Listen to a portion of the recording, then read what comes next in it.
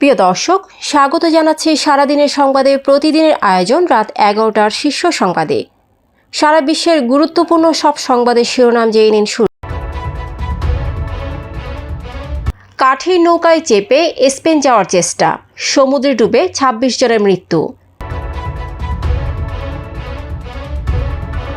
পাচার হওয়া অর্থ ফেরাতে যুক্তরাষ্ট্রকে টিআইবির চিঠি। বাংলাদেশ ও ভারত সফরে আসছেন ডোনাল্ড লু, ইউনূসের আলোচনায় প্রাধান্য পাবে বাংলাদেশের অর্থনীতি।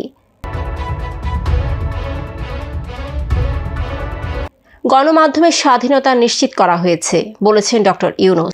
ডিসি নিয়োগ নিয়ে দিনভর সচিবালয়ে বিক্ষোভ। উত্তাল ভারতের মণিপুর, 144 ধারা ভেঙে বিক্ষোভ, ইন্টারনেট বন্ধ ঘোষণা। রাশিয়ার রাজধানীতে এই যাবৎকালের সবচেয়ে বড় ড্রোন হামলা। আশুলিয়া 22 পোশাক কারখানা অনির্দিষ্টকালের বন্ধ ঘোষণা।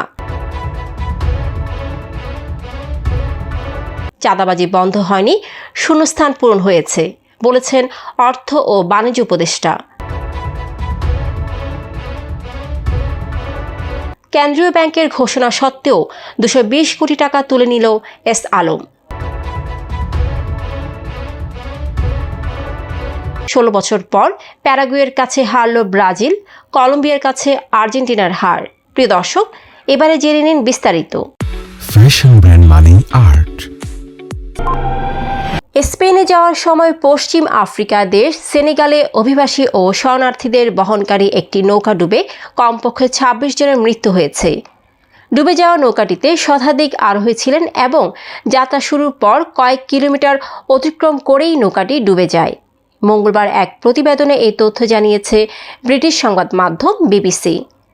প্রতিবেদনে বলা হয়েছে, সেনেগালের উপকূলে অভিবাসী বহনকারী একটি নৌকা ডুবে অন্তত 26 জনের মৃত্যু হয়েছে। কর্তৃপক্ষ জানিয়েছে, কাঠের মাছ ধরা এই নৌকাটিতে 100 জনেরও বেশি লোক ছিল এবং যাত্রা শুরুর পর মাত্র 4 কিলোমিটার যাওয়ার পরই নৌকাটি ডুবে যায়। বাংলাদেশ থেকে পাচার করা অবৈধ সম্পদ জরুরি ভিত্তিতে অবরুদ্ধ করা এবং ফেরত পাঠানোর উদ্যোগ নিতে যুক্তরাষ্ট্র সরকারকে আহ্বান জানিয়েছে ট্রান্সপারেন্সি ইন্টারন্যাশনাল বাংলাদেশ। এ নিয়ে দেশটির পররাষ্ট্রমন্ত্রী অ্যান্টনি ব্লিংকেন ও অর্থমন্ত্রী জ্যানেট ইয়েলেনের কাছে চিঠি পাঠিয়েছে সংস্থাটি।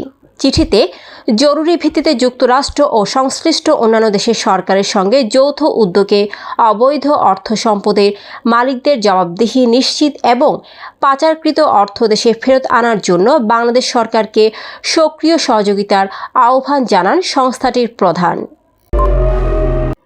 ঢাকায় আসছেন যুক্তরাষ্ট্রের দক্ষিণ ও মধ্য এশিয়া বিষয়ক সহকারী পররাষ্ট্রমন্ত্রী ডোনাল্ড লু। একই সঙ্গে তিনি ভারত সফর করবেন। মার্কিন পররাষ্ট্র দপ্তরের এক বিজ্ঞপ্তিতে এই তথ্য জানানো হয়েছে। সেখানে বলা হয়েছে, লু 10 থেকে 16 সেপ্টেম্বর ভারত ও বাংলাদেশ সফর করবেন। যুক্তরাষ্ট্রের আসন্ন উচ্চ পর্যায়ের প্রতিনিধি দলের সাথে ডক্টর ইউনূস বাংলাদেশের অর্থনৈতিক প্রবৃদ্ধি, আর্থিক স্থিতিশীলতা ও উন্নয়ন চাহিদা সহায়তার উপর ওয়াশিংটনে দৃষ্টি আকর্ষণ করবেন। সংশ্লিষ্টদের বরাত দিয়ে এমনটি জানিয়েছে যুক্তরাষ্ট্রভিত্তিক গণমাধ্যম দ্য ফিনান্সিয়াল টাইমস। সংবাদ মাধ্যম ও মত প্রকাশের পূর্ণ স্বাধীনতা ইতোমধ্যে নিশ্চিত করা হয়েছে বলে মন্তব্য করেছেন অন্তর্বর্তী সরকারের প্রধান উপদেষ্টা ডক্টর মোহাম্মদ ইউনূস। আজ বুধবার জাতির উদ্দেশ্যে দেওয়া ভাষণে তিনি এ মন্তব্য করেন।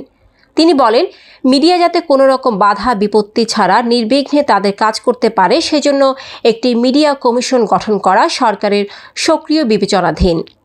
আরও যেসব কমিশন সরকার সহ অন্য সবাইকে জবাবদিহিতার আওতায় আনতে পারে, আমরা তাদের পুনর্গঠন ও সংস্কারের উদ্যোগ নিয়েছি যাতে তারা আরও শক্তিশালী হয়, জনকল্যাণে কাজ করে। এদিকে সদ্য পদায়নকৃত জেলা প্রশাসকদের জন্য আজ বুধবার প্রধান উপদেষ্টার কার্যালয়ে অনুষ্ঠিতব্য ব্রিফিং অনিবার্য কারণবশত স্থগিত করা হয়েছে। একই সঙ্গে মন্ত্রিপরিষদ বিভাগ থেকে পরবর্তী নির্দেশনা না দেওয়া পর্যন্ত সকলকে পদায়নকৃত কর্মস্থলের উদ্দেশ্যে যাত্রা না করে ঢাকায় অবস্থান করার নির্দেশনা দিয়েছে মন্ত্রিপরিষদ বিভাগ। এদিকে ঢাকার সচিবালয়ে গতকাল মঙ্গলবার নতুন জেলা প্রশাসকদের প্রজ্ঞাপন বাতিলের দাবিতে দিনভর বিক্ষোভ করেছেন বঞ্চিত কর্মকর্তারা। সহিংস সংঘর্ষের জেরে ভারতের উত্তর পূর্বাঞ্চলীয় মণিপুর রাজ্যের পরিস্থিতি আবারও উত্তপ্ত হয়ে উঠেছে। সহিংসতা নতুন করে বৃদ্ধি পাওয়ায় রাজ্যের 3টি জেলায় অনির্দিষ্টকালের জন্য কারফিউ জারি করেছে সরকার। বন্ধ করে দেওয়া হয়েছে ইন্টারনেট পরিষেবা। কারফিউ উপেক্ষা করেই চলছে বিক্ষোভ।